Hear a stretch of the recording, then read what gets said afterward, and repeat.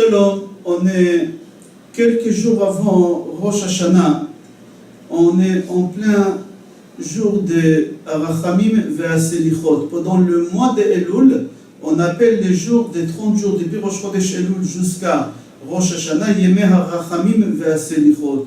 Les jours qu'il y a entre Rosh Hashanah et Kippour, on appelle ça Yemei Hadin ve'Arachamim, c'est les jours de rigueur.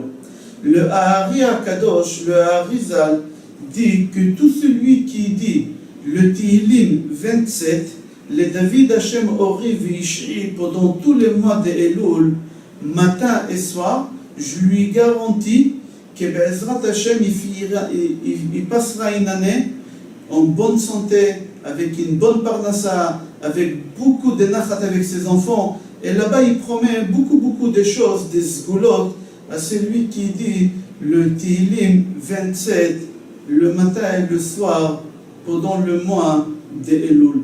Qu'est-ce qui veut dire le mot de ce Tehillim, le David Hashem Ori Vishri? Le Hari HaKadosh dit, Ori, ma lumière, c'est Rosh Hashanah. Ishri, mon sauveur, c'est Kippour.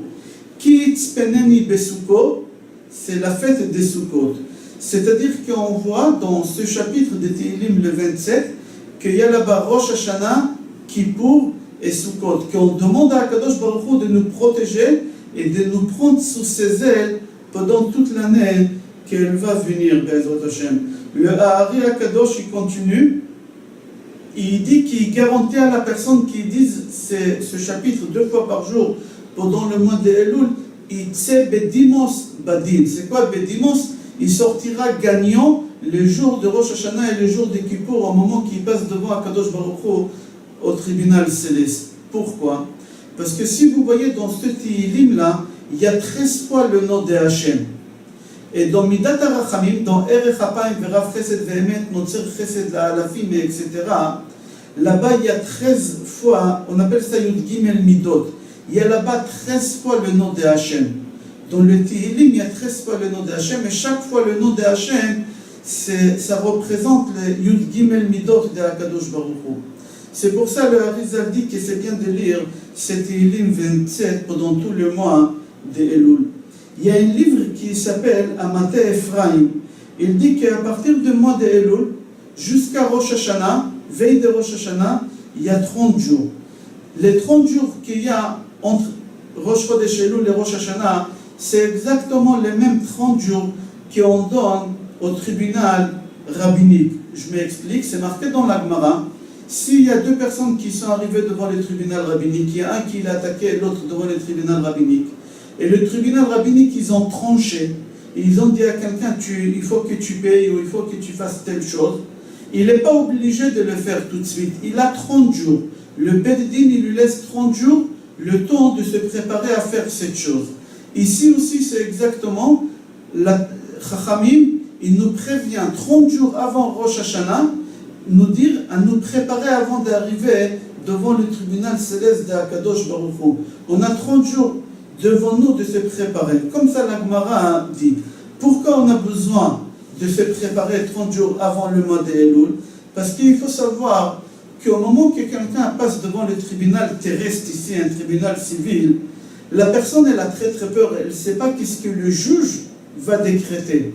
Alors cette personne, il va prendre le meilleur avocat qu'il connaît, celui qui a la meilleure réputation sur la place. Il va tout faire pour s'en sortir. Ici aussi, on passe devant Akadosh Baruch Hu au tribunal céleste. Mais là, on ne peut pas arriver devant Akadosh Baruch Hu avec un avocat ou avec quelqu'un qui va nous représenter au tribunal terrestre. On peut arriver avec des avocats, avec des gens qui vont nous représenter, on peut arriver avec des témoins pour essayer de nous en sortir, etc. Mais au tribunal céleste, il n'y a ni témoin, ni avocat, ni représentant, personne. C'est toi-même que tu dois arriver devant un Kadosh Baruch Hu et te défendre le jour de Rosh Hashanah. Pour cela, Chachamim, ils t'ont donné 30 jours pour te préparer avant que tu vas arriver devant un Kadosh Baruch Hu le jour de Rosh Hashanah, le jour du jugement. Comment tu te prépares? En faisant tchouva. Au moment que tu fais tchouva, Akadosh Baruch Hu pardonne sur les péchés qu'on a fait. Si on fait tchouva comme il faut, ça c'est notre cours, comment on fait tchouva. Mais si on fait tchouva comme il faut, on reconnaît, on regrette et on s'engage à ne plus recommencer, si une vraie tchouva, Akadosh Baruch Hu, il efface les péchés. Alors on va arriver devant Akadosh Baruch Hu avec des avocats. Mais quel avocat? C'est nos actions, c'est la tchouva qu'on a fait. C'est pour cela on a 30 jours avant d'arriver devant Akadosh Baruch Hu. C'est marqué dans Sha'arei Tchouva, dans le livre de Rabbeinu Yonah. C'est un livre que, je l'ai vu, on l'a traduit en français. C'est un livre qu'il faudra l'étudier pendant le mois de Elul à la Yeshiva. Je me rappelle, quand on était à la Yeshiva, quand on était beaucoup plus jeune, on étudiait tous les matins une demi-heure le livre de Rabbeinu Yonah, Sha'arei Tchouva. Là-bas, Sha'arei Tchouva dit comme ça, je cite à l'intérieur, Veda, sache, Ki achote asher yehechar melashuv michatato. C'est lui qui a fait des erreurs. Il ne fait pas tchouva, ou il tarde de faire tchouva, la punition qu'il aura, elle va être beaucoup plus lourde par rapport à la punition qu'il devait avoir par rapport à ses actions. Pourquoi? Parce que tu sais bien que tu as fait des erreurs. Tu sais bien qu'Akadosh Baruch Hu, il est en colère après toi. Tu sais bien qu'Akadosh Baruch Hu, il t'a donné la possibilité de t'en sortir, de faire tchouva. Il t'a donné 30 jours pour faire tchouva. Et tu ne prends pas cette occasion pour faire tchouva, alors ta punition, elle sera beaucoup plus lourde que par rapport au péché que tu as fait. Et il continue, et il dit que dans Midrash Kohelet, il ramène là-bas une parabole. Le parabole que le Midrash Kohelet rapporte, c'est qu'un jour, il y a un groupe de 5 voleurs que le roi il les a mis en prison pour quelque temps. Et ces personnes-là, en prison, ils ont réussi à faire un trou et ils ont pu sortir, se sauver. Il y a une personne parmi ces 5 qui n'a pas bougé. Il est resté assis en train de regarder le trou, mais il n'a pas profité.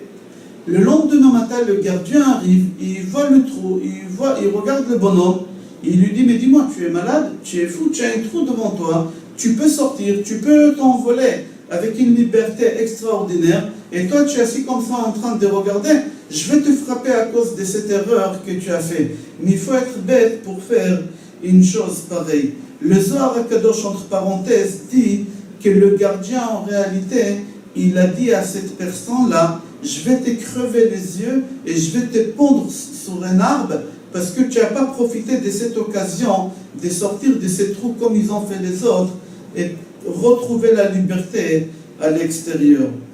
Nous, on est en prison pendant toute l'année avec le Yetzer Hara, il a su comment nous ramener dans cette prison et on est en train de s'enfoncer. Akadosh Baruch Hu, il nous a donné un trou. Le trou qu'Akadosh Baruch Hu nous a donné, c'est les 30 jours de mois de Elul. Qu'on peut faire tchouva, qu'on peut s'améliorer, qu'on peut réparer, qu'on peut reprendre, etc. Mais c'est lui qui est assis comme ça et qui ne profite pas de s'en sortir par ces 30 jours qu'Akadosh Baruch Hu il a donné. Alors le gardien, il va venir, il va le taper. Qui c'est ce gardien? C'est le Malach HaMavet. Il va venir, mais dis-moi, tu avais une occasion de faire tchouva, de réparer, de te rattraper, tu n'as pas tiré profit de cette occasion, alors tu seras puni. J'ai entendu dans un discours de Rav Shach, Zichrono Livracha, Rosh Yeshivat Ponovitch, il a posé la question, il a dit, je n'arrive pas à comprendre pourquoi c'est lui qui n'a pas profité de ces trous dans le prison de retrouver sa liberté, pourquoi on doit le punir? Au contraire, on doit lui donner une médaille. C'est normal qu'il n'est pas sorti, parce qu'il a eu 10 ans de prison. Normalement, c'est lui qui a 10 ans de prison, on l'enlève un tiers pour une bonne conduite. C'est-à-dire, total, il va faire 7 ans. Lui, il a fait déjà 4 ans. Il lui reste 3 ans. Pourquoi tu veux qu'il s'en va? Pourquoi tu veux qu'il sorte? Il lui reste encore 3 ans. Il ne sort pas. Donne-lui une médaille. Donne-lui une médaille parce qu'il n'est pas sorti. Pourquoi tu dis qu'il faut le punir? Rav Shach Zatzal, il donne une réponse extraordinaire. Il dit que normalement, la nature de l'homme, c'est d'être toujours libre, d'être soif de la liberté, de toujours rêver de la liberté, de toujours chercher la liberté. Si toi, on t'a donné l'occasion de sortir de la prison et de retrouver la liberté, tu n'as pas tiré profit, ça veut montrer que tu n'as pas tiré profit de ça, de sortir, ça fait montrer que l'endroit où tu te trouves, il te plaît, que la prison, ça te plaît où tu es. c'est-à-dire que tu t'es pas amélioré. Si tu te sens bien dans cette prison, on doit te taper parce que tu n'es pas en prison pour te sentir bien. Tu es en prison pour te rappeler que tu as fait des erreurs et que tu dois réparer les erreurs que tu as fait. C'est exactement nous pendant le mois de Elul. Si pendant le mois de Elul on ne profite pas à faire tchouva et on se sent tranquille, on dit qu'est-ce que j'ai besoin de faire tchouva? Moi j'ai fait des fautes, moi j'ai fait des erreurs cette année. Cette personne-là, il faut l'enfermer, ça doit être un fou. C'est impossible. Ça n'existe pas un homme qui fera du bien et qui ne fait pas des erreurs dans sa vie. On sait que on passe tous devant Akadosh Baruch Hu le jour de Rosh Hashanah et le jour de jugement. Et on sait tous que c'est un jour qui nous fait énormément peur. Comme c'est marqué dans la prière de Rosh Hashanah, Nora ve'ayom. C'est un jour qu'on transpire, qu'on a très très peur, seulement on entend parler du jour de Rosh Hashanah. Si on sait qu'on aura du mal à s'en sortir, alors imaginons la punition qu'Akadosh Baruch Hu va nous donner. Le Zohar Akadosh dit, si Abraham, Yitzhak et Yaakov, ils vont passer devant Akadosh Baruch Hu, et Chas v'Shalom, ils vont pas s'en sortir à 100% le jour de Rosh Hashanah, c'est une catastrophe. Alors si Abraham, Yitzhak et Yaakov ont dit sur une chose pareille, alors nous, qu'on n'est rien, Ma ya'anu ezovekir, im shalevet nafla, ma ya'anu ezovekir. Je vous souhaite bracha v'atzlacha, besorot tovot, chatima tova et kol tov.